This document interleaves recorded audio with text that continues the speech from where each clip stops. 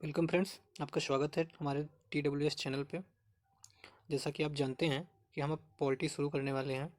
तो पॉलिटी का स्टार्टिंग हम संविधान सभा से करेंगे और आज हम केवल संविधान सभा के बारे में जान समझेंगे। ठीक है, संविधान सभा अर्थात संविधान बनाने के लिए जो सभाएं की गई कि संविधान का प्रयोजन कैसा होगा, प्रारूप कैसा होगा, कौन क्या रिस्पॉन्सिबिलिटी संभालेगा, तो ये सब संविधान सभा में डिस्कस किया गया। तो इसके बारे में आज हम डिस्कस करेंगे और आज की क्लास में स्टार्ट करते हैं। तो सबसे पहले हम देखते हैं संविधान सभा। संविधान सभा में छोटे छोटे पहले फैक्ट समझ लेते हैं कि संविधान के बारे में अपने। ठीक है, सबसे पहले आप देखें, यहाँ पे देखते हैं हम कि प्रेम बिहारी रायजादा ने भारतीय संविधान को अपने हाथों से लिखा। ठीक है, अर्थात हम कहते हैं कि संविधान सभा के वास्तुकार जो थे वो प्रेम बिहारी रायजादा जी थे। ठीक है, संविधान सभा का प्रारूप किसने तैयार किया, अगर इसकी बात करेंगे तो अम्बेडकर जी ने संविधान सभा का प्रारूप तैयार किया। इन्हें ही मसौदा समिति या प्रारूप समिति का अध्यक्ष भी मानते क्या हैं ये थे। ठीक है, आगे चलेंगे। डॉक्टर भीमराव अंबेडकर को भारतीय संविधान का जनक भी कहा जाता है। अंबेडकर जी को ही भारतीय संविधान का हम जनक भी कहते हैं। नंदलाल बोस, ये भी बहुत इंपॉर्टेंट नाम रखता है अपने में।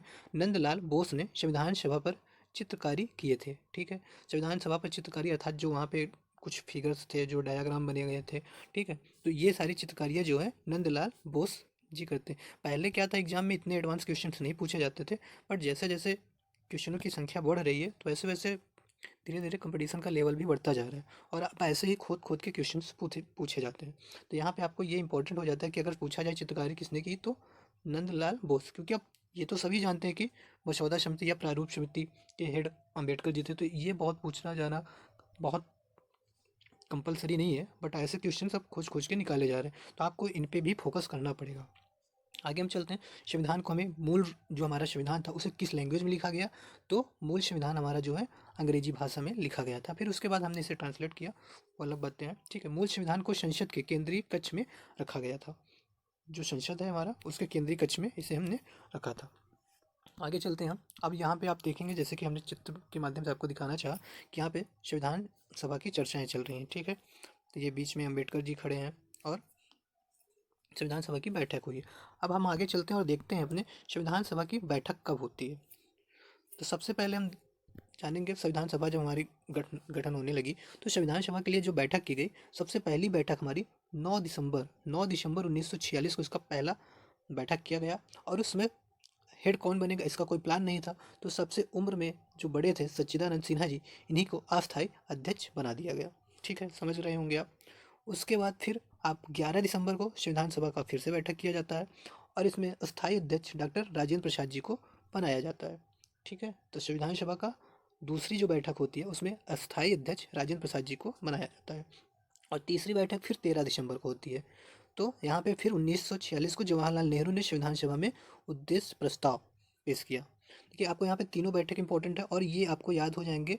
यहाँ पे आपको याद भी करना है, ये +2 अर्थात दो दो दिन के गैप पे हुए हैं। पहला बैठक 9 दिसंबर को, दूसरा 11 और तीसरा 13।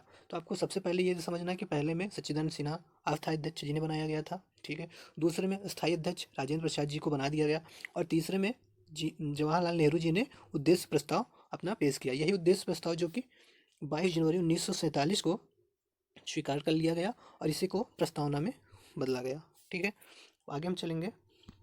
यहीं पे आपको याद भी करना है, याद करने के लिए आपको कुछ नहीं करना है, बस आप हमारे साथ रिवीजन करते रहेंगे और सब एक एक कंटेंट आपको याद हो जाएंगे। नेक्स्ट आगे हम चलेंगे, संविधान सभा की अंतिम बैठक कब होती है, तो इसके बारे में अगर हम बोलेंगे तो 24 जनवरी 1950 को संविधान सभा का अंतिम बैठक होती है। ठीक है, 24 जनवरी 1950 को संविधान सभा का आखिरी बैठक किया गया और आपको पता ही है कि 26 जनवरी 1950 को हमारा संविधान जो है पूर्ण रूप से लागू कर दिया गया था।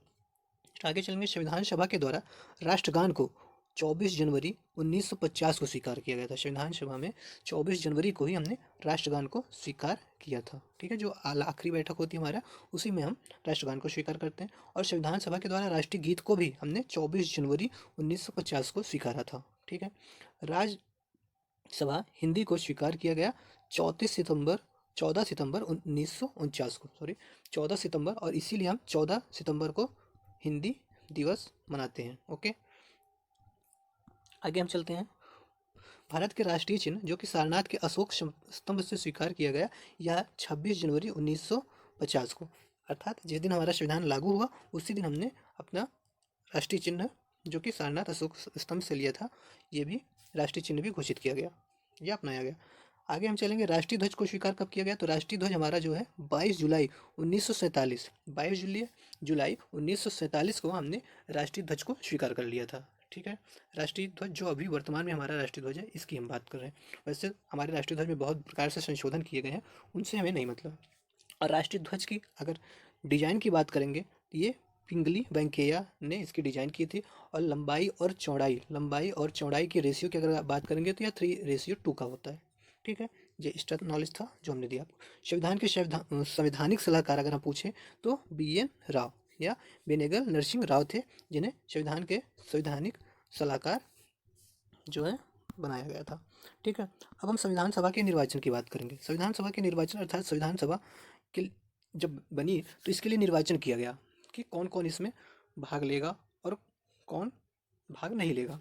तो सबसे पहले 1946 में कैबिनेट मिशन की योजना के अनुसार ही, अगर कभी कभी क्वेश्चन में ये भी पूछता है कि संविधान सभा किस योजना के तहत बनी, तो आपको ये भी ध्यान रखना है कि 1946 कैबिनेट मिशन की ही देन थी जो हमारा संविधान का निर्माण होता है। ठीक, तो 1946 के कैबिनेट मिशन योजना के अनुसार जुलाई 1946 में ही 296 सीटों के लिए चुनाव किया गया। ठीक, ये सीटें जो कैसे निर्धारित की गई, ये सीटें जो हैं 10 लाख की जनसंख्या पर एक सदस्य रखा गया था या एक सीट बनाई गई थी। ठीक है, इसमें कांग्रेस ने 208 सीटें पाई, 296 में कांग्रेस ने 208 सीटें पाई और बहुमत पाई, तथा मुस्लिम लीग 73 सीटें मिली। मुस्लिम जो कि एक अलग पाकिस्तान का भी बात कर रही थी, और वो तो चाहती थी कि एक हमारा अलग संविधान बने, इससे अलग अर्थात 2 संविधान बनाया जाए। जबकि कुल सीटों की संख्या 289 थी, तो मुस्लिम लीग यहाँ पे बहुमत में नहीं थी। आगे, संविधान सभा के सदस्यों का चुनाव जो कि अप्रत्यक्ष रूप से प्रांतीय संविधान सभा के द्वारा किया जाता था। ये 10 लाख की जनसंख्या पर एक सदस्य चुना जाता था, जैसे हमने आपको बताया। और यहाँ पे सबसे इंपॉर्टेंट ये हो जाता है कि अगर पूछा जाए कि संविधान सभा में कुल महिला सदस्यों की संख्या कितनी थी, तो 15 थी। ये बहुत बार क्वेश्चन पूछा गया है कि संविधान सभा में महिला सदस्यों की संख्या कितनी थी। ठीक, अब आगे हम चलेंगे। नेक्स्ट चलते हम देखते हैं इसका गठन जो है हमारा उन प्रारूप समिति और ड्राफ्टिंग कमेटी। अब यहाँ पे हम देखते हैं प्रारूप समिति, जिसे हम मसौदा समिति भी कहते हैं, ड्राफ्टिंग कमेटी भी कहते हैं और पांडुलेखन कमेटी भी कहते हैं, जिसका गठन 29 अगस्त 1947 को किया गया। इसका उद्देश्य क्या था? इस समिति को बनाने का उद्देश्य क्या था? कि संविधान का ड्राफ्ट तैयार करना, अर्थात हमारे संविधान का क्या प्रारूप होगा, कैसे उसका ड्राफ्ट होगा, इसको तैयार करना, जिसके अध्यक्ष श्री भीमराव अंबेडकर जी बनाए जाते हैं। इसमें टोटल 7 सदस्य होते हैं। ठीक है, और इन 7 सदस्यों का हेड हम अंबेडकर जी को बनाया जाता है।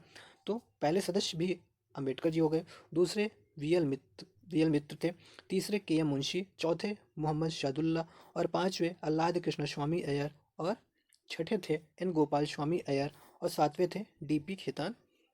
ठीक है, इसमें थोड़ा सा करेक्शन भी हम करेंगे कि माधव जी के, हाँ, तो यहाँ पे आप देखेंगे BL मित्र जो है ये किसके स्थान पे आते हैं? ये एन माधव जो है जब रिटायर हो जाते हैं तो इनके स्थान पे आते हैं। और DP खेतान जो है ये हमारे जो है TT कृष्णामाचारी के स्थान पे आते हैं। ठीक है, तो ये TT कृष्णामाचारी की मृत्यु के बाद DP खेतान जो है इसके सदस्य बनते हैं। ठीक है, तो आपको ये 2 स्टेप आपको याद रखने हैं। ठीक है, आगे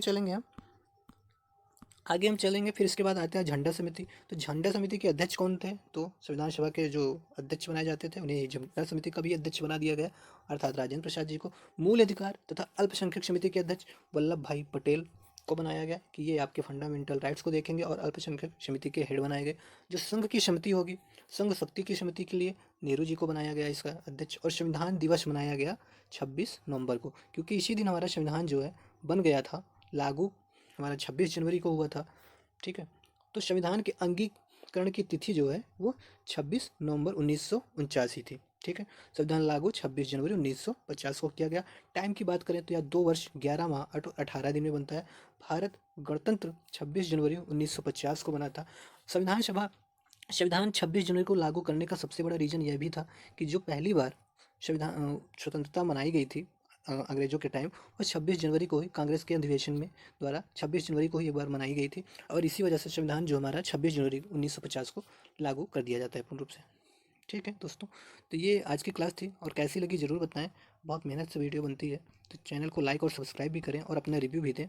अगर अच्छी लगे तो तो भी बताएं, बुरा लगे तो भी बताएं, जो भी हो। और इसे रिवीजन करें, एक बार के बाद आपको दोबारा नहीं पढ़ना पड़ेगा, ये आपसे वादा है। थैंक यू, धन्यवाद।